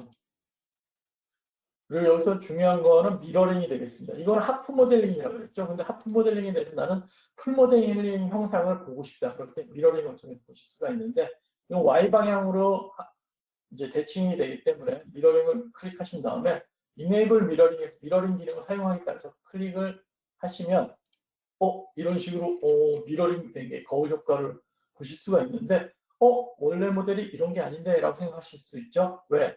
보시면은 X방향 미러링으로 로어 바운더리라고 되어 있습니다. 즉 X방향으로 나는 미러링을 할 것이고 Y방향으로도 미러링 할 것이고 Z방향으로는 미러링 안 할래 라고 지금 설정이 되어 있는 상태고요. 여기서 입맛에 맞게 변경을 할 건데 우리는 Y방향으로만 미러링을 할 거고 X방향은 안 할 거기 때문에 여기서 노 미러링을 선택해 주시면 이렇게 미러링 효과를 보실 수가 있겠습니다. 미러링을 하게 되면 결과에서도 미러링이 되고요. 메쉬 영상도 미러링이 되고 지오메트리 영상도 미러링이 다 같이 됩니다. 하중 모양까지도 전부 다 미러링이 되기 때문에 경계 조건까지도 이렇게 미러링이 다 돼요. 그래서 이 형상을 보고서에다 실으시면 되겠습니다. 그리고 여기에 Y방향으로 미러링을 했는데 이 로우 바운더리가 있고 어퍼 바운더리가 있습니다. 로어 바운더리가 뭐냐면 Y방향으로 이 모델의 제일 큰 값과 제일 작은 값이 있죠. 그래서 Y방향으로 제일 작은 값이 바로 미러링 면이 돼, 대칭면이 돼 라는 뜻이고요. 만약에 어퍼 바운드라고 하면 이쪽이 되겠죠. 이쪽 제일 큰 치수의 면이 이제 거울면이 돼서 그쪽으로 미러링이 되는데 이건 실제와 다르기 때문에 저희는 로어 바운더리를 사용해서 미러링을 해주시면 되겠습니다. 이렇게 해서 미러링을 세팅을 하실 수가 있어요. 즉, 뷰 세팅이란 이런 세팅을 나타냅니다. 하중 경계 조건의 색깔 바꾸거나 아니면 뭐 거기 하중에 있는 이 화살표에 있죠. 이런 거의 크기를 바꾸거나 이런 것도 이 안에서 다 하실 수가 있어요. 그래서 이런 것들을 하는 게 뷰 세팅이구나 이런 걸 알아두시고요. 지금 이런 거는 전체적인 일반적인 뷰 세팅 할 땐 여기서 하고 지오메트리란 뭐냐면 여기서 현재 이 지오메트리 세팅이 있죠. 요거에 대한 세팅 바꿀 때예요. 또 프로퍼티에 뷰 세팅이 없어졌죠. 요걸 클릭하시면 지오메트리를 뷰 세팅을 보실 수가 있고 지오메트리 항목에서 보시면 솔리드에 대한 색깔이 현재 노란색으로 되어 있죠. 난 이게 마음에 안 들어. 다른 걸로 할래. 그럼 난 회색으로 바꾸겠습니다. 하시면은 됩니다. 이렇게 해놓고 처음부터 바꿔놓고 이제 모델링을 하셔야 되는데 안 바꿔놓고 해가지고 일단 처음에 이거 세팅을 하신 다음에 쭉 모델링을 하시면 이 바뀐 색깔로 모델링이 바뀌는 거를 나중에 하시긴 하실 수가 있어요. 마찬가지로 여러 가지 면 색깔이라든지 뭐 여러 가지를 바꾸실 수가 있습니다. 이 안에서. 그리고 메쉬는 뭐냐면요. 메싱했을 때 메쉬 색깔 있죠? 그러면 나는 이게 좀 색깔이 좀 거시기해. 난 이 색깔 바꾸려면 여기서 다 세팅으로 바꾸실 수가 있어요. 그리고 여기서 중요한 건 이제 결과 세팅이 되는데 이게 매우 복잡하고 난해합니다. 여러분들은 이거를 잘 활용을 하셔야 돼요. 그래서 결과에서 이 뷰 세팅 바꾸는 거를 여기서 집중적으로 말씀드리도록 할게요. 먼저 결과 안에는요, 데포메이션이 있고요, 컨투어 있고, 다이아그램 플롯이 있고, 벡터 플롯, 텐서 플롯, 크랙 플롯 뭐 엄청 많습니다. 하나하나 간략하게 이렇게 하나하나 다 자세히 설명하기 시간이 너무 부족하기 때문에 먼저 디포메이션 세팅해 보시면은요, 여기는 노멀라이즈드 된 디포메이션이냐 앱솔루트냐인데 이건 퍼센트가 있고 실제 값이 있습니다. 아까 말씀드렸듯이 이 버튼을 누를 것이냐 이 버튼을 누를 것이냐 차이예요. 여기서도 설정을 하실 수가 있다는 얘기고요.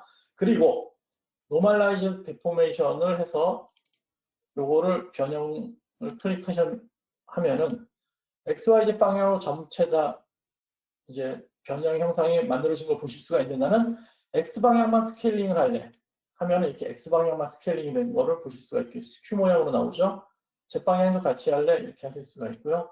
X방향은 안 할래 이렇게 하면 Z방향으로만 이제 변형이 된 거를 보실 수가 있어요. 그래서 X방향으로 확장이 안 된 거 보실 수가 있죠. 그래서 방향별로 스케일 팩터를 적용해서 이제 디포메이션 형상을 보실 수가 있습니다. 그래서 여기서 이런 것들을 조정을 하실 수가 있다.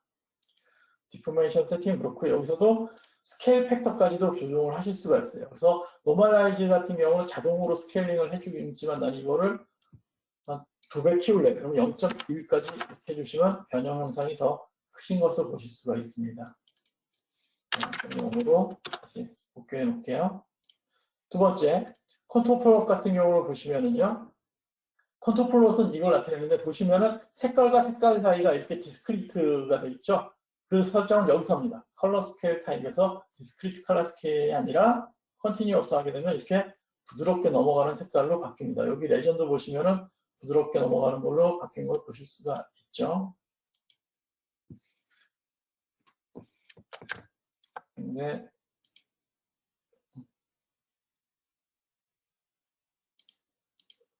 네, 이렇게 바뀐 걸 보실 수가 있고요. 좀 더 부드럽게 나왔는데 이쪽 면이 부드럽게 안 나오는데 이건 이유를 잘 모르겠네요. 왜 이러지?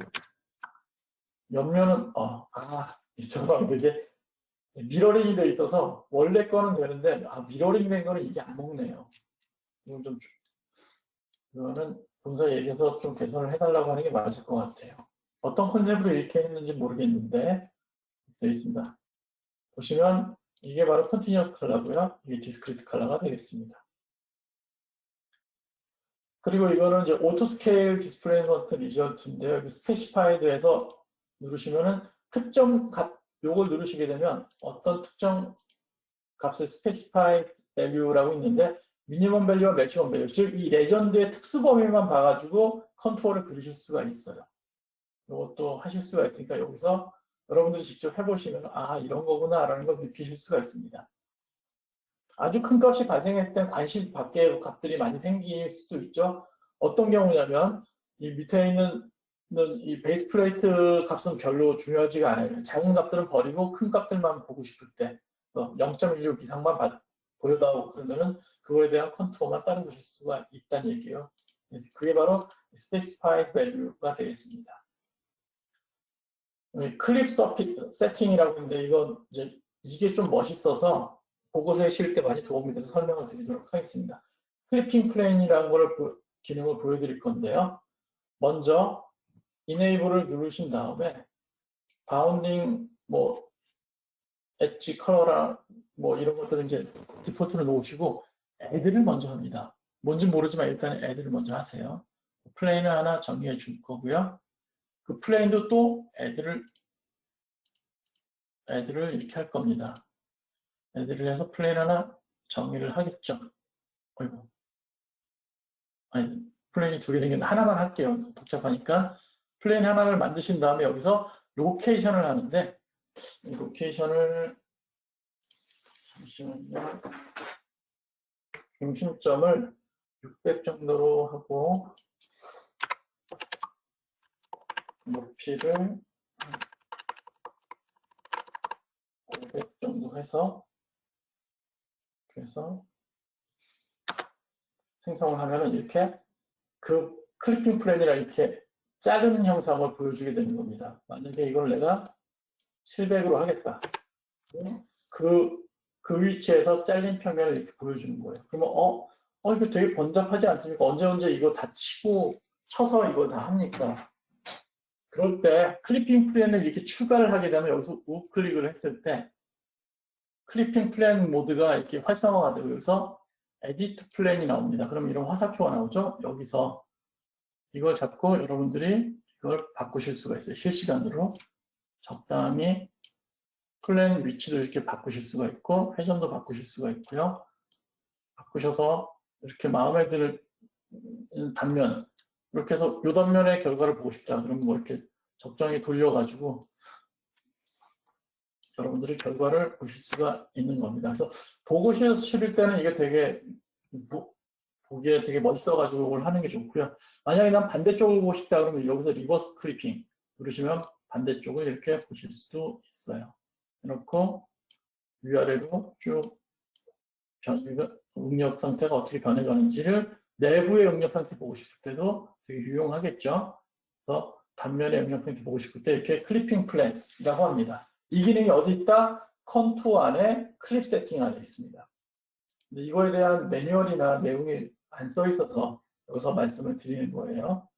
이거 여러분들이 직접 이것저것 만져보시면 아 이게 이런 역할을 하는구나 아실 수가 있고요. 여기서 나 이제 그만 볼래 하면 이거 지워버리시면 됩니다.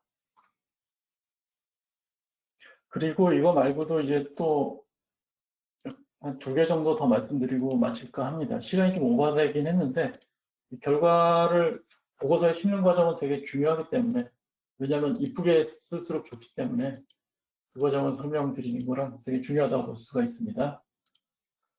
자, 여기서 저거 말씀드렸고 다이아그램 플롯 혀가 꼬이네요. 갑자기 프로그램이 죽어가지고 자, 이거 같은 경우에 선형 요소에 대해서 결과를 보여드린다고 했었죠. 그래서 이런 거 같은 경우 여기서 이제 뭐 결과를 보실 수가 있습니다.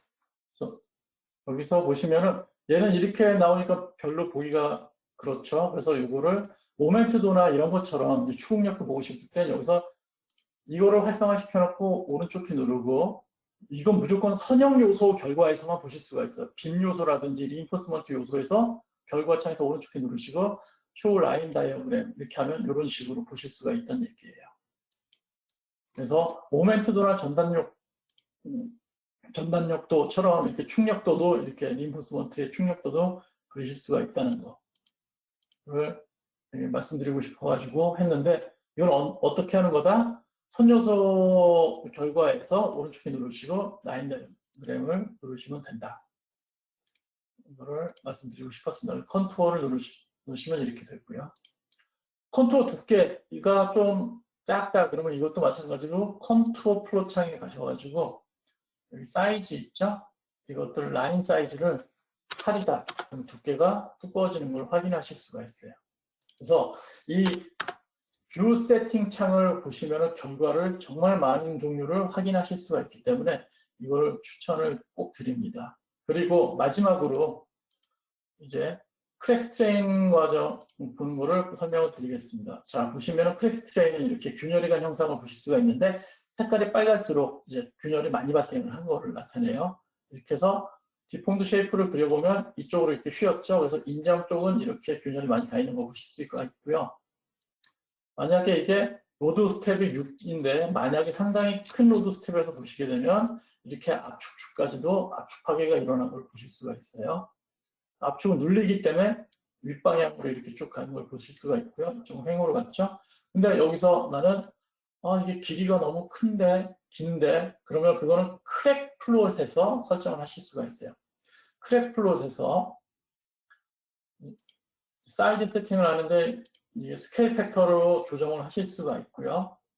스케일 바이 밸류 이게 되게 유용한데 디폴트로 저는 개인적으로 이걸 했으면 좋겠는데 이거 뭐냐면 모든 길이가 크랙 방향의 크랙 길이가 다 똑같이 되어 있죠. 이거는 그냥 색깔로만 크기를 나타냈고 방향만 나타낸 겁니다. 그런데 스케일드 바이 밸류 하면은 크기에 따라서 길이가 바뀐 거예요. 즉 길이가 긴 놈은 균열이 크게 일어나는 거고요. 길이가 작은 놈은 균열이 찔끔 일어나는 겁니다. 그래서 저는 이게 더 보기가 좋아서 이거 디폴트로 하는 게 좋지 않나라는 생각을 하고 있습니다. 그리고 심볼의 두께가 너무 얇다 생각하시면 여기서 두껍게 바꾸실 수가 있고요. 스케일 팩터도 여기서 바꾸면 길이를 바꾸실 수도 있습니다. 이런 식으로. 그래서 여러분들이 입맛에 맞게 크랙도 변형을 가능하니까 이거는 많이 결과에 싫기 때문에 이것까지도 설명을 드리려고 먼 길을 좀 돌아서 여기까지 오게 됐네요.